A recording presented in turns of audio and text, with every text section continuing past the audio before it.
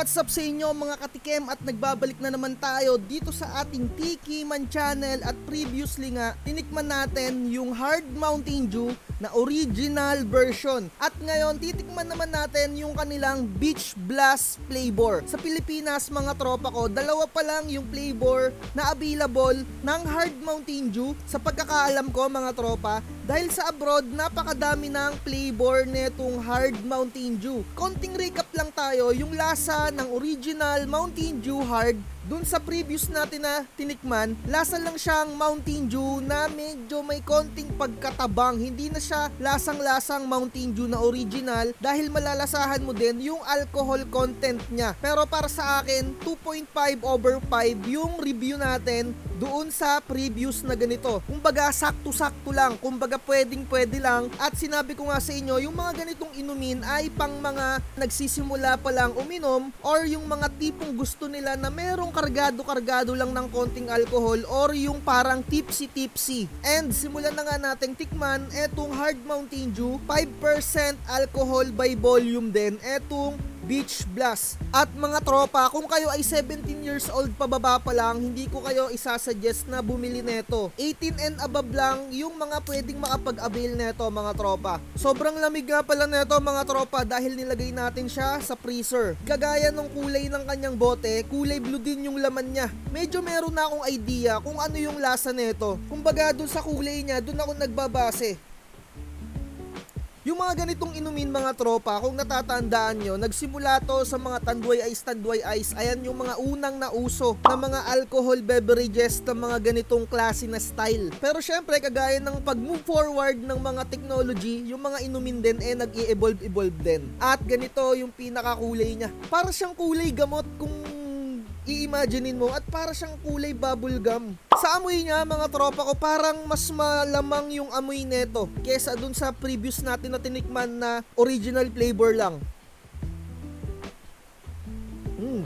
Mas gusto ko to mga tropa kesa dun sa original. Dati talaga mga tropa, mahilig ako sa mga ganitong inumin, yung mga tipong nasa kabataan ka pa lang, mga 20 years old ka pa lang and mga around 25, mga ganyan. Napakasarap nito, yung tipong maglalaro ka lang ng online games, ng video games, tapos inom-inom ka ng ganito, napaka-refreshing. At yung tipong tutug-tug-tug lang kayo ng banda ng mga tropa nyo habang umiinom kayo ng Tanduay Ice or ng mga ganitong klaseng inumin, napakasarap. Wala, naalala ko lang, na-reminisce ko lang mga tropa. So kung i-explain ko sa inyo yung lasa netong Beach Blast Mountain Dew, napaka-refreshing niya, yung tipong uhaw na uhaw ka tapos ito yung unang makikita mo sa rep. Talagang may street mo. Hindi mo malalasahan yung alcohol content niya mga tropa, hindi kagaya nung original. Pero meron siyang pagka-resemblance ng Slurpee. Yung mga binibili natin sa 7-Eleven, ganun talaga yung lasa niya. At matamis siya mga tropa. Kung ile-level natin yung tamis nito kesa dun sa original, mas matamis to. Siguro 4/5 para sa akin yung tamis nito. Ramdam na ramdam mo yung tamis. At ang pulutan pala natin, eto yung patani. Sa mga nakakaalam dyan, napakasarap nito. Yung iba binabalatan nila to, pero sa akin okay lang din naman kahit may balat. Medyo meron siyang konting aftertaste kagaya nung ininom natin na original, pero hindi siya ganun kalakas yung aftertaste niya, pero meron din. Napakasarap. Masarap siya mga tropa.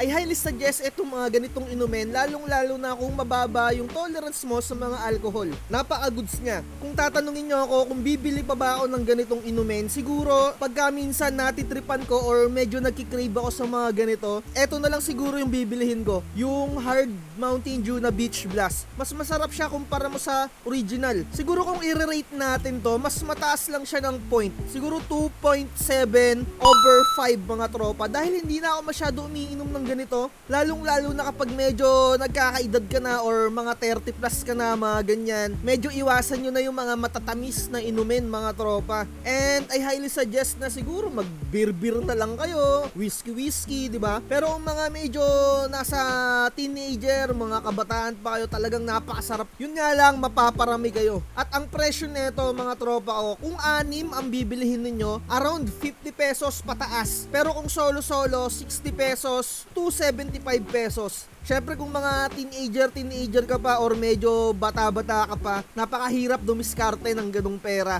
Siguro yung may mga areps na lang ang makakatikim nito, pero napakasarap nito mga tropa. Kahit na yung tipong somewhere around 26 years old ka, no, napakasarap inumin din nito mga ganito. Pero kung medyo sawa ka na sa ganito, kagaya nga dati, talagang nagsawa ako sa mga matatamis na ganito. Pero minsan umiinom pa rin ako kapag namimiss ko yung mga Tanduay Ice na ganyan at napakarami na flavor ng Tanduay Ice. Halos maubos ko na etong isa.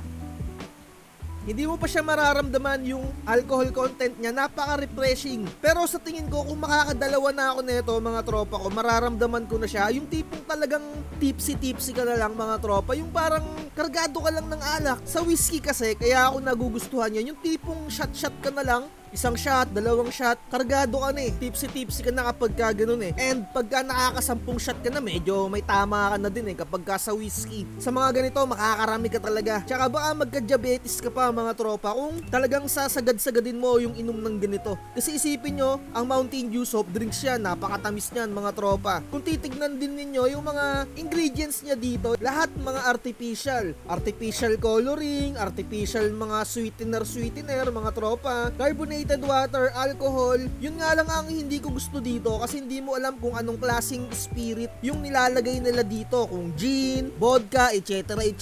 diba? And nakalagay din dito etong mga ganitong inumin, alcoholic tropical fruits flavored drink. Kumbaga, sa tingin ko under talaga siya ng category ng hard seltzer mga tropa, 'di ba? Yung mga tipong chuhay alcohol mga ganon, 'di ba? And siguro dito na natin tatapusin 'to. Sana na-explain ko ng maayos sa inyo at kung gusto nyong tikman etong ganitong inumin, nasa description lang yung link para makabili din kayo. Okay naman mga tropa. Kumbaga, kung gusto mong tipsy, medyo sawaan na sa Tanduay Ice and gusto mo ng bagong experience, napaka-goods. Medyo nararamdaman ko na ng konti yung alcohol content niya pero hindi ganon kalakas, no? Yung tipong kargado ka lang.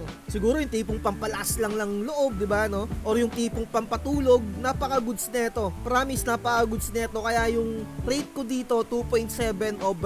Doon lang tayo sa saktuhan. Sa mga natikman ko ng mga incan, mga beers, mga kung anik-anik, Ichiban, napakasarap. And yung Limundo. Yun pa lang, mga tropa. Bagay na bagay sa pulutan natin ngayon, Patani plus Hard Mountain Dew. Hopefully, matikman din natin yung mga iba pang flavored drinks ng Hard Mountain Dew. Sana maging available din sa Pilipinas. Tapusin na natin to. Like, share, and subscribe. Cheers mga tropa. Bye-bye. Pait at matamis, pwede mong subukan. Walang limitasyon, basta kaya mo lumaban. Iba't ibang alak, laging may lasa. Lahat susubukan kahit anong taba. Tikman natin lahat yan. Hanggang sa magdilim na, di pa rin bitawan. Sige ituloy lang, wag ang panghinaan. Sa bawat tagay, isa pang sanda.